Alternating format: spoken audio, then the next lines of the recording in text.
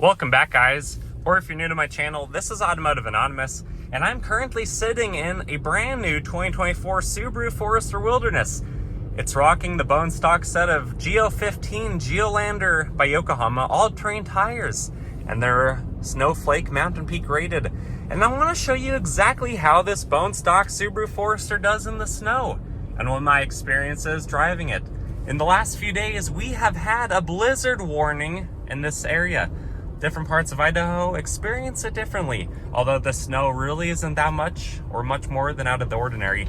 That combined with 16-degree temperatures, if that shows up on the screen, there it is, means that this is all black ice underneath the snow, underneath the powder, underneath what's lightly coming down. So I want to share with you guys how the Forester Wilderness does in the snow going around town. And as we can see, traffic is starting to pick up now that it's about 3 o'clock.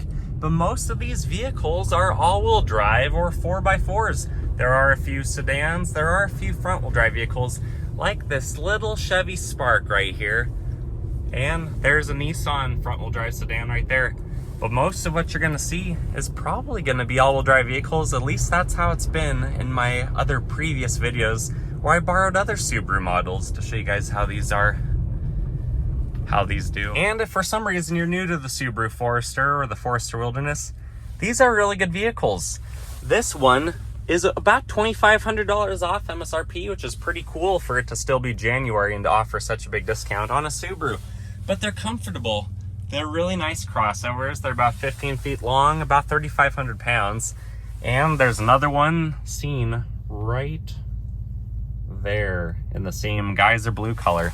So these are a pretty popular vehicle. Subaru sells well over 100,000 of them every single year in North America, or in the United States, I should say. There's still quite a few that show up in Canada, but not quite as many as in this market. And they do a really good job. You can see right off the bat how good visibility is. You can basically see everything around us quite well, quite substantially. And because it's not very long, it's easy to see right down the center of the vehicle, and it's easy to maneuver around town. These on a dry road can do a full circle in 36 feet. So let's see how it does in the weather today. Right now, traction control is on, but in a little bit, I'm gonna turn that little dial to deep snow and mud, where it'll turn off traction control below 25 miles an hour. And we're gonna see how it does keeping traction, how well it does accelerating, turning, and braking under light and moderate to heavy pedal inputs. And if you're enjoying this video so far, if you're looking forward to what you're about to see, please consider liking this video. That small act of kindness really goes a long way. And while you're at it, comment below your thoughts and opinions and what else you want to see. Otherwise, in these kind of conditions, it's pretty easy to change lanes.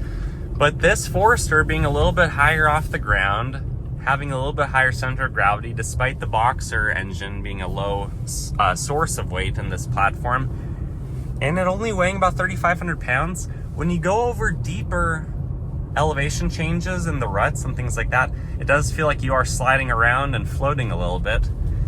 But with no one behind us, in this type of road condition, it brakes pretty well when needed, although it's not advised to just slam on the brakes and the ABS kick in. You really want to plan ahead with your trips.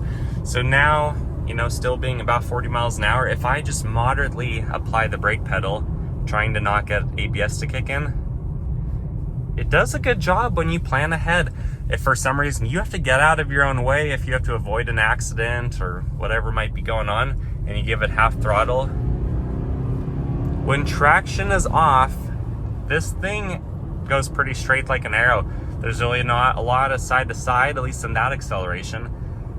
Up here, it looks like there's a little bit of a curve, so I'm gonna slow down, make sure we're going the right speed, whatever the speed limit is. And let's see how it does when we're staying in the grooves that have obviously already been developed by other drivers.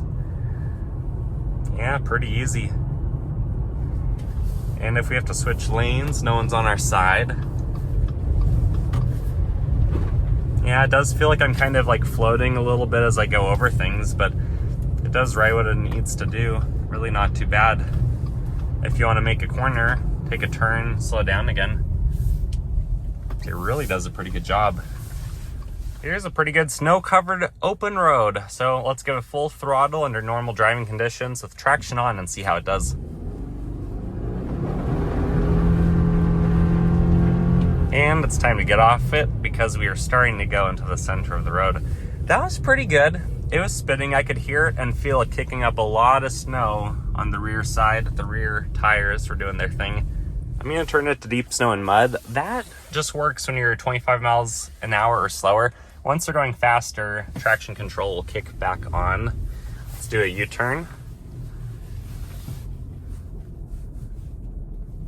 Turns basically as well as it normally would in normal conditions, other than a little bit bumpier as we're going over different density of snow.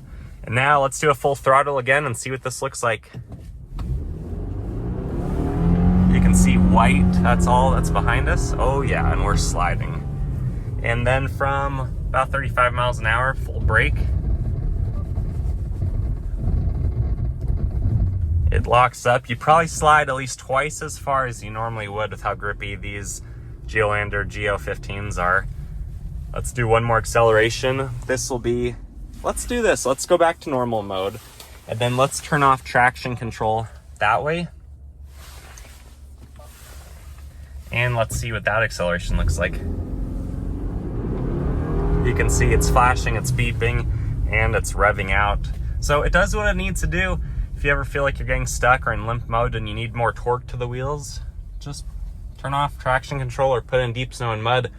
But if you ever have to jump across an intersection like this, something you would normally have to put a truck in 4x4 to do quickly and safely, the Subaru does it really well. It just doesn't take much when you have a superior mechanical all-wheel drive system that's always moving, always ready to go, throwing at least half your torque and power to the rear wheels. But let's do a U-turn. Traction control, I'm gonna turn it back on, let that system work for our advantage. Full wheel tilt.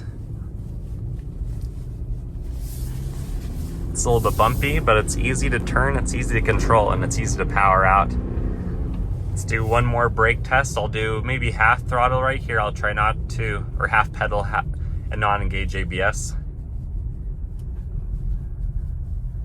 Yeah, so you are in control when you are the driver of something like the Subaru Forester. There's a lot of bandwidth, there's a lot of reserve in how well it can do.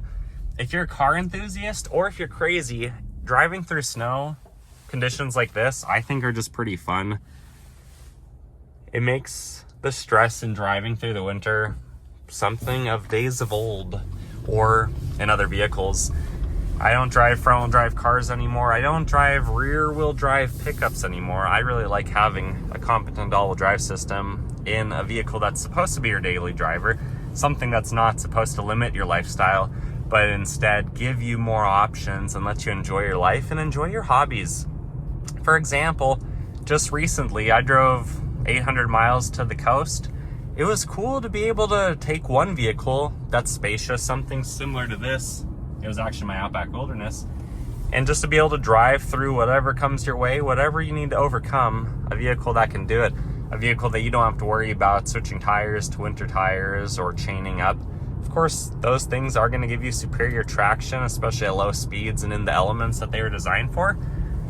But Subarus, if you live in the Pacific Northwest, Alaska, northeastern, anywhere that gets a lot of snow, you're going to want to consider something like this. The mechanical fashion of Subaru's all drive system, I think, is far superior than a lot of the other economical crossovers that are in this $25,000 to $40,000 range. It doesn't have a clutch that kicks in. It's not a reactionary system that's based off of software. This is mechanical. It's going to kick in before you even need it to. It's already working. The front wheels are turning to pull you. The rear wheels are turning to push you. And it's easy to straighten out. It's easy to feel like you gain a lot of control when you drive around in conditions like this. And having all the safety features, active and passive, and nannies that these have, basically, if you start to lose control, just make sure that your wheels are pointed straight or in the direction that you need to be going in. Let the vehicle sort itself out. These things are pretty good at that. Apply throttle lightly and as needed, conservatively. But for the most part, just try to straighten out with the direction of the road and where you need to go, or whatever you need to do if you're avoiding an accident or some other situation up ahead. And when you're tired of driving behind slow Ford Explorer drivers and you want to follow the same lead as that Prius right there, which may or may not be all-wheel drive, it's easy to shift lanes and it's easy to get up ahead. you feel like maneuvering around in this is a pretty simple task. Just give yourself enough time to brake, because the Geolanders do great for digging in, giving you traction and grip, but they are not as good as a dedicated snow tire would be. And if you guys thought I was making it up, even the navigation or the Sirius XM are warning us of the storm warning. Whether you're considering a Forester of any trim level or the Wilderness specifically, I think these do really well in the snow. But I do recommend that you test drive the other makes and models to make sure that if you're going to buy one of these, if you're going to buy it based off of its winter capabilities, test drive the competitors and see what you think. Make sure that you're actually making the right decision for you. I have no reservations in recommending one of these to you, especially for how well they do in all-wheel drive and weather conditions like this. I'm actually going to intentionally stay in this very snow-covered lane just for fun.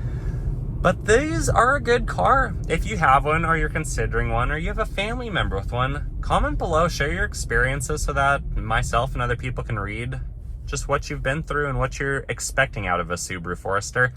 Like this video if you haven't already. Your small act of kindness really goes a long way in helping this get shared and helping the channel to grow. And subscribe if you haven't and you want to watch more stuff like this. I recently did a video of my Outback Wilderness where I had a little bit more fun with it in the snow. And then I've done some cross-trek videos, and I'll likely do a few more Subarus before the snow has melted. But I wish you the best. I wish this Camaro driver the best. And until next time, take care.